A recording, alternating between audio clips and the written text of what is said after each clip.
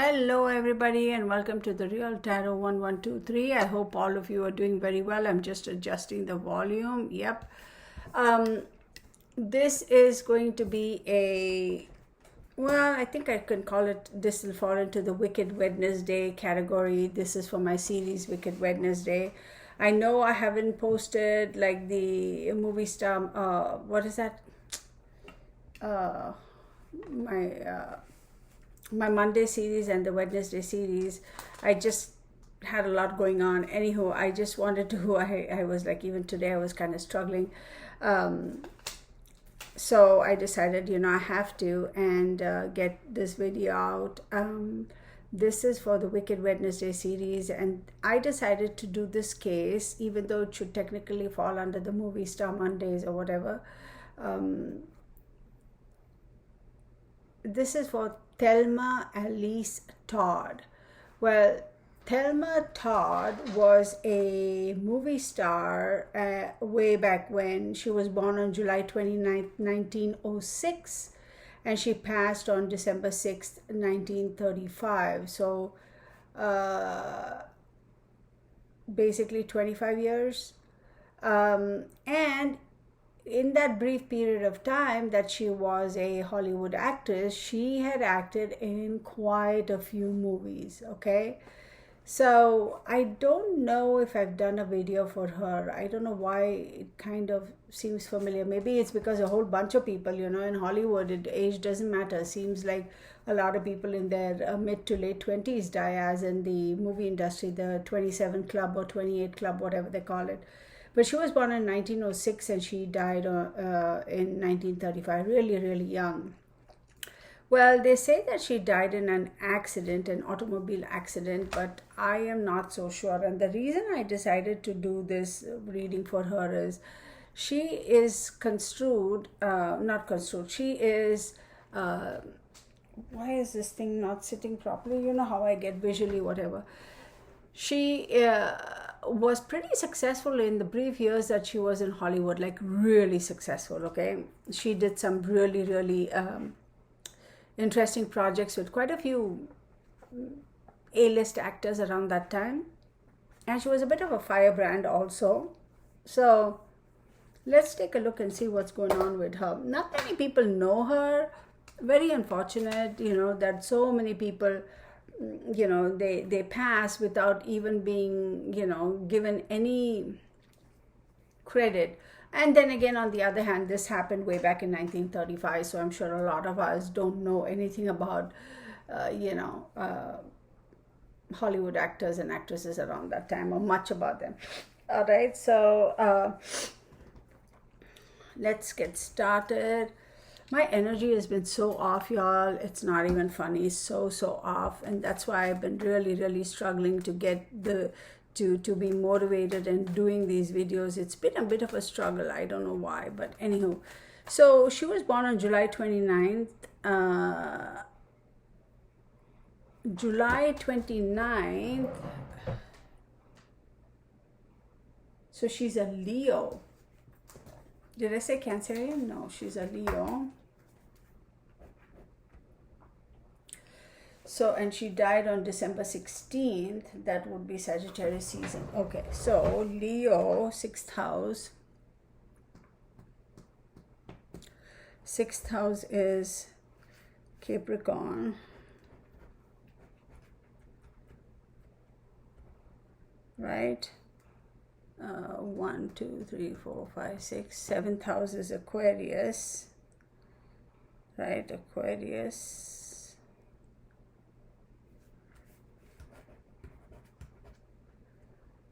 Capricorn, 7th house, Aquarius, and 10th house, 7. So 1, 2, 3, 4, 5, 6, 7, 8, 9. 10th house is Taurus.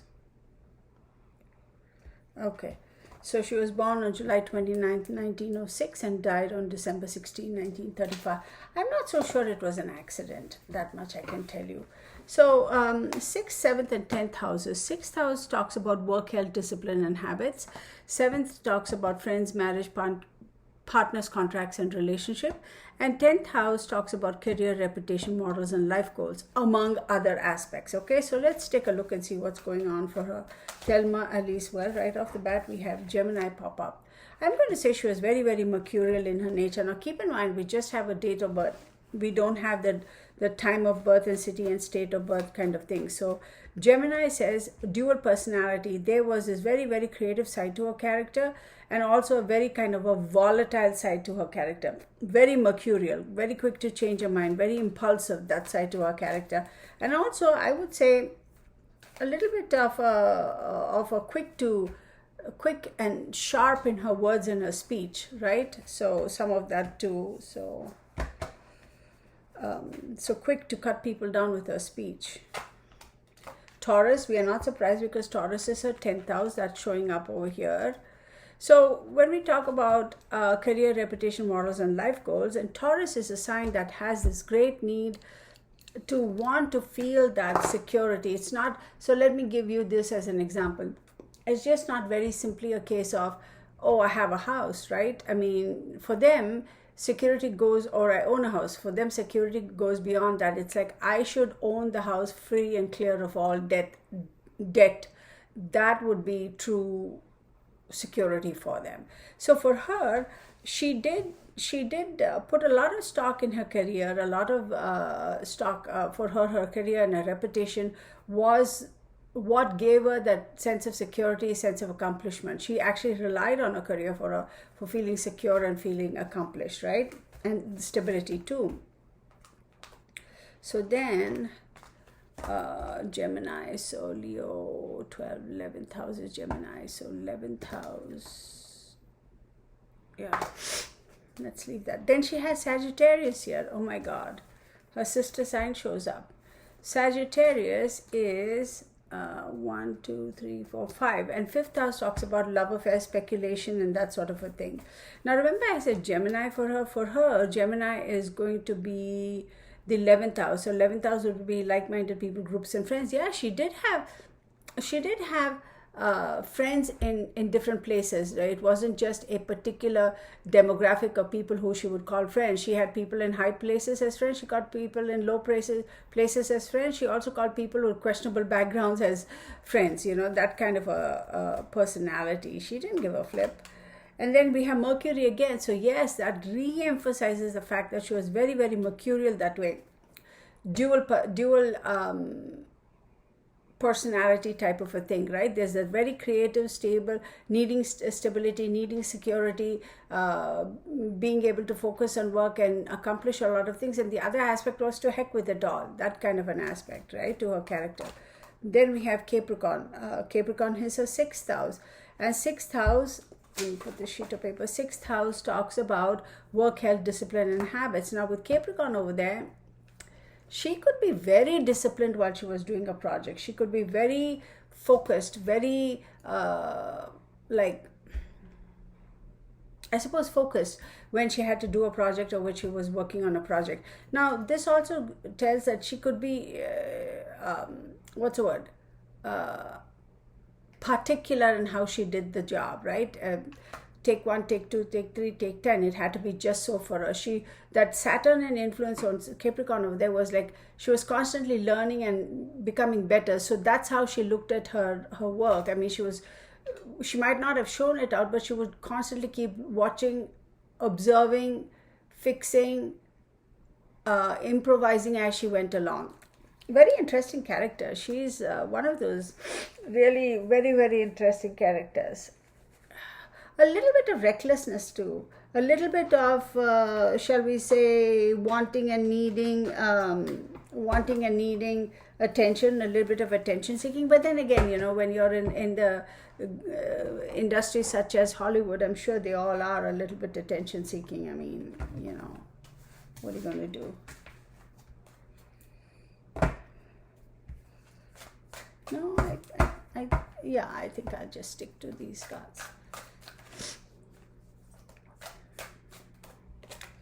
So we have the Prince of Coins. Again, a very Capricornian earth energy, right? Then we have 9 of Cups. Not at all surprised. Ten of Swords.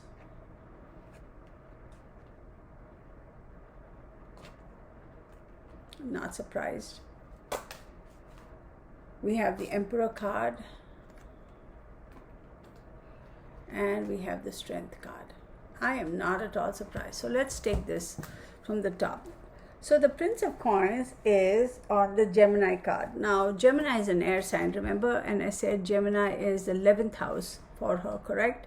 So the 11th house talks about like-minded people, groups, and friends. So for her, as much as she was very mercurial about things, I would say she did get a lot of help, and she was greatly influenced by the men in the movie industry more than the women. She did get a lot of help. There were a lot of men in the industry who were able to help her, promote her, push her up, support her, through her shenanigans. She was a little bit of a wild child too, but her support and her team, people who she could count on, people who kind of tried to make nice and make things okay, smooth over all her shenanigans, were usually the men. Now, the Prince of Coins does say that it could have been also an individual who was younger, like, not in the 50s or whatever, but definitely late 20s to late 20s to late 30s, even going up to 42, who was really quite about her. Okay, this individual was all about her, and this individual wanted to, even though he might have worked with her or whatever, he looked at her in a different light as well, like almost like a significant other or a spouse or a partner, or he wanted to be in a relationship with her. And this individual is somebody who was quite wealthy in and unto himself, but then again, the reason that he kind of held back was probably because there was a lot of gossip, etc., surrounding her, and coming from wealth, he did not want to be embroiled in that. So that was the reason why he held back. Then we have the Nine of Cups right on Taurus. Remember I said Taurus is her 10th house, and 10th house talks about career, reputation, morals, and life goals. So Nine of Cups talks about wish fulfillment. So really, in all honesty, her career was able to provide for her, and she was really very happy about her career. She understood what that entailed, being a movie star, and very, very happy about it. It was almost like a dream coming true for her. And not almost, it was a dream coming true. Dream come true. Oh my goodness. Then we have Sagittarius. So Sagittarius, as I said, is a 1, 2, 3, 4, 5th house. And 5th house, we have the 10 of Swords. So 5th house, we talk about love affairs and speculation. And 10 of Swords does talk about feeling like you've been hit rock bottom, like everybody has stabbed you in the back. There's no way out of this situation. So I definitely do feel that there is a lot of speculation with regards to her death. And I will also tell you that this was definitely not a suicide or an accident, for sure. Okay, then we have Mercury and then the Emperor card. Now, as we said, Mercury rules Gemini, right, and Libra as well.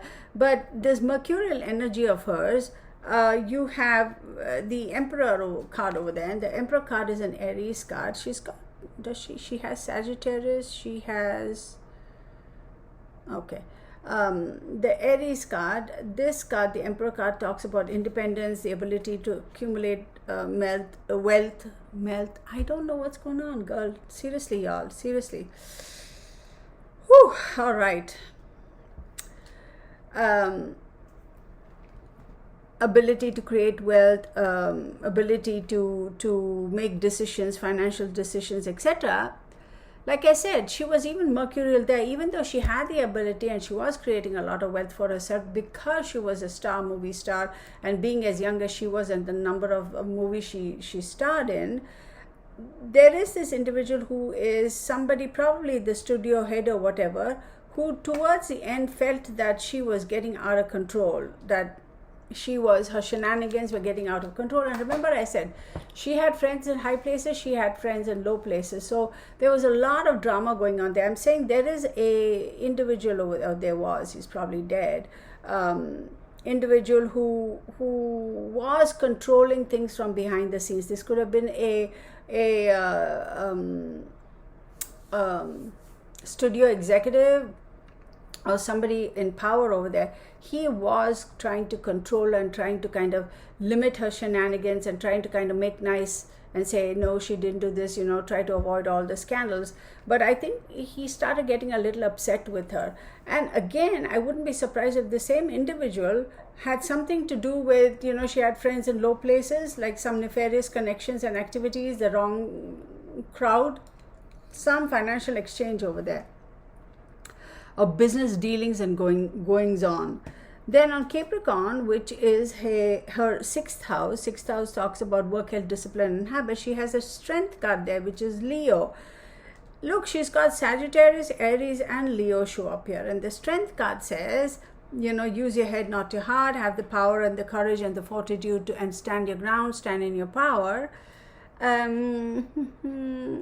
Strength card is also Leo, correct? So Capricorn, 1, 2, 3, 4, 5, 6th. So Capricorn is her sixth house and her first house. So sixth house is work, health, discipline, and habits, and first house is her identity. So there was a bit of a clash between her work, health, discipline, and habits, and her identity as well. So there might have been a little bit of a clash in terms of, no, this is me, I just want to be. Remember, I said she was very mercurial. So that could have been that constant fight and the struggle, like, I just want to. She was a bit of a wild child, a bit of a rebel. Like, okay, fine, I'll do these movies, but when I'm off, I'm just going to go be my crazy self and get up to whatever mischief I want. I can do whatever I want. I'm earning, I'm doing this, I'm doing that. I don't need to answer to anybody else. So it was almost like, even though she had all that fame and fortune, she was still fighting for her own identity. She somehow felt that her identity was not her own and she was being controlled by other people. So she was almost being rebellious, and that push and pull between her feeling like somebody at work was putting so much of discipline on her and curtailing her that her true identity was getting lost and she wanted her own identity. That caused a lot of clash. And I'll tell you, that's probably one of the reasons why she was bumped off. I wouldn't be surprised. Because she wouldn't listen, she would just want to go off and do her own thing, and that entanglement with the wrong crowd, be it the mafia, be it the whatever, investing in opportunities or businesses with all this nefarious activities, nefarious people, right, with nefarious connections or connections to other nefarious people, you know what I mean.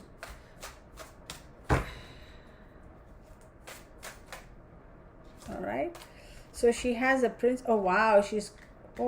Prince of Swords. Okay, then she's got the King of Swords, all the swords energies, and the Seven of Swords. This is very interesting, very, very interesting. So the Prince of Swords, right, again talks about a lot of gossip, a lot of people talking and whispering and stuff like that, word getting around, and also all that drama bringing about very quick action. All right, now I'm going to say quick news and quick action headed away, and the King of Swords here is saying, I have right on the Ten of Swords and right on the Sagittarius card. Sagittarius is her 5th house. Remember, speculation. Somebody did give the order for her to be eliminated. It was not an accident. It was not an accident.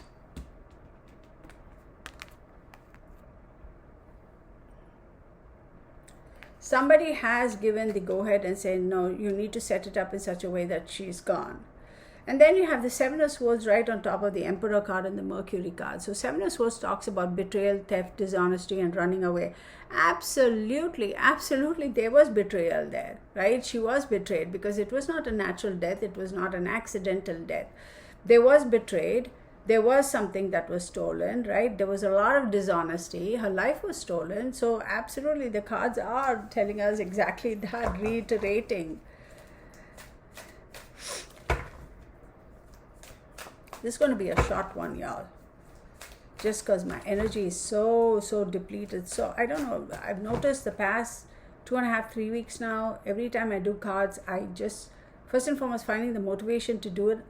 Let me rephrase that. Not so much motivation as the energy to do it. I'm struggling with it. And then when I do a reading, it just wipes me out. Whatever the reading is, even if it is for a monthly or weekly energy reading from my website or personal reading or whatever it is, I just get completely wiped out. I have to take a big break. I'm unable to do multiple readings, right, one after the other. Like I'll do a reading and I have to take a break. It's just impossible. I don't know what's going on. Seriously, I'm kind of confused myself, but we'll figure this out.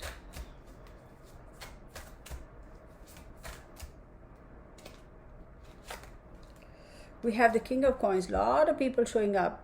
Think about it. The Emperor, the King of Swords, the King of Coins showing up, right?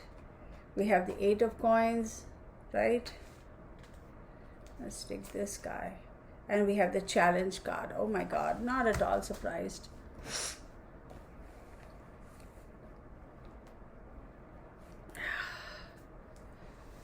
Tenth house. King of Coin again in the 10th house. That's a Capricorn, Taurus, or Virgo energy. And that talks about making decisions, investments, where to invest the money, how to invest the money, that sort of a thing. Somebody was trying to control her. Somebody was trying to, it falls under the Nine of Cups, where it is wish fulfillment, right, on Taurus, which is a career, whatever, the security that you got from a career. And quick news coming there with the Prince of Swords, that was going to change her life.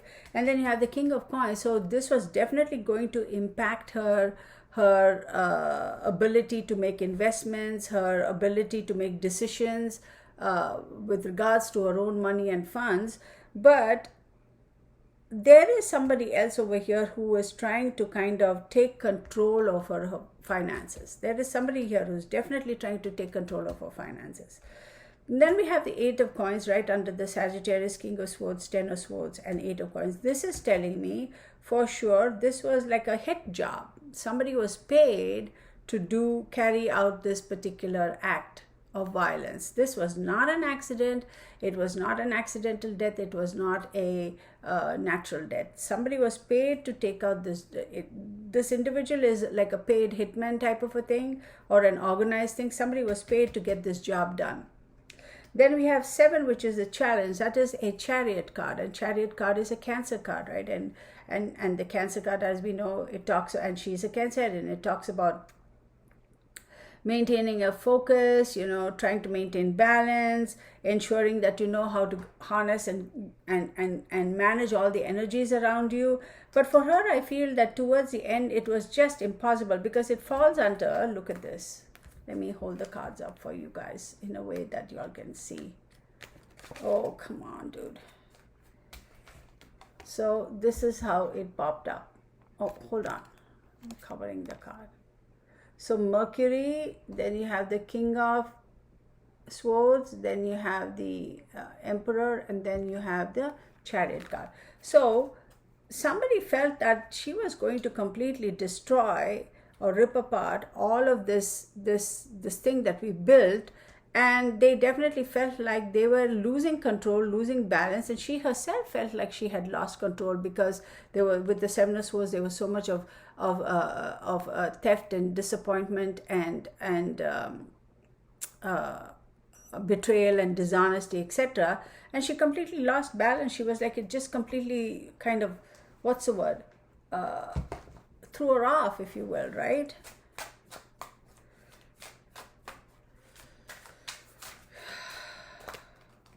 We have the Four of Cups, very sad. We have the Ten of Cups, oh my God. And then we have the Nine of Wands. See, as sad as she felt, as lost as she felt, if she had only kept her wits about her, she would have had the happy ending that she always wanted in life. She would have had everything in its entirety. The perfect family, the perfect home, success, fame, fortune, love, this, that, and everything. But she kind of fell off the bandwagon herself. She kind of lost control of herself, becoming having tunnel vision, like I just want to do this and forgetting the bigger picture. If she had remained well within her boundaries, if she had maintained her boundaries, if she had been persistent and calm and stuck to her original plan, she would have had everything that she wanted to have. Unfortunately, she kind of went, because of that control issue with the emperor and the prince and the king of swords, because of that control issue of the king of coins as well, she kind of lost her focus and forgot what her long-term goals were, and she kind of struck out, acted out, right? And everything went. It's so unfortunate, right?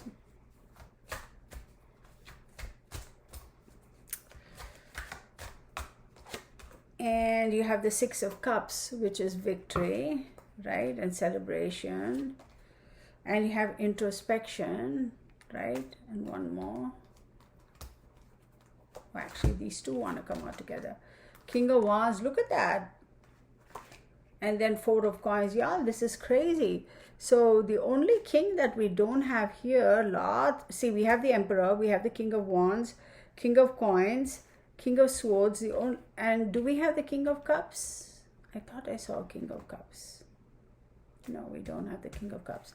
So the only king that's missing is King of Cups. So think about this. We got the Four of Cups done already. We have the King of Wands, right? We have the Four of Coins, and one more popped up, introspection, right? I kind of jumbled up the cards over here a little bit.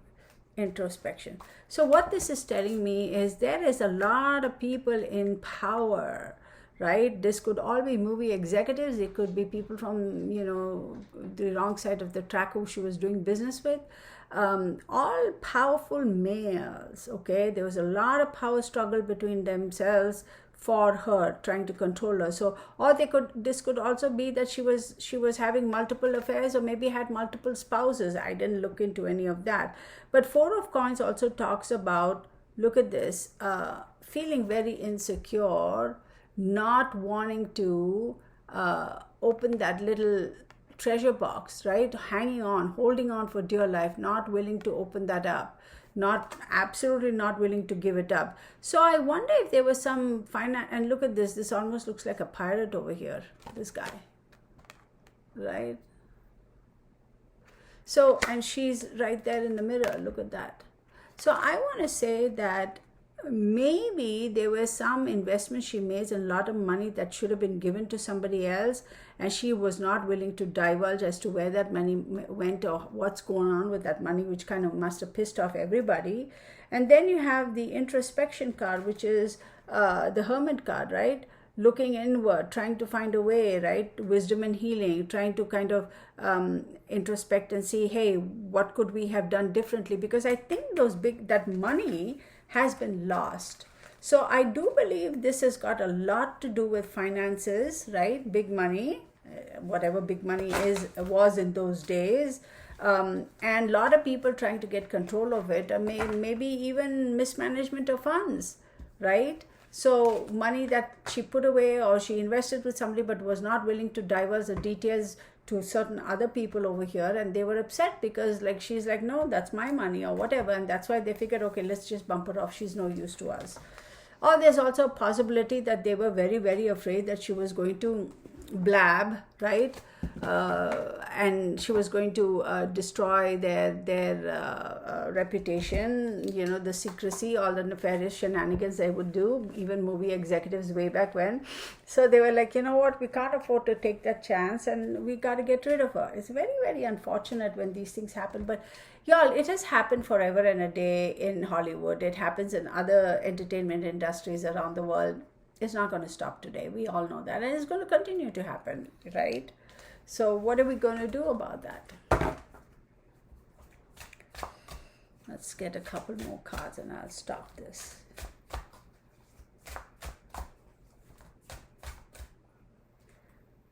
I'll take these. Alchemy. It's Temperance. Queen of Coins, lots of people showing up, right? Prince of Wands, the Dreamer, which is the Fool card, and Nine of Swords. So with Alchemy, which is the Temperance, I'm going to say for her, right? Finding that balance, and between this, remember I said mercurial energy, finding that balance between going off and doing this crazy stuff and staying stable was a little difficult. I wouldn't be surprised if she also enjoyed a good glass of wine, or maybe plenty of good glasses of wine in the plural. But there were times when she was incapable of finding that balance within her psyche. Then Queen of Coins. Queen of Coins just talk about domesticity, stability, a female providing the nurturing environment around the house. I do believe that was her mother. So she did look towards her mother for that stability. And I think that was the relationship between her and her mother. Like her mother was her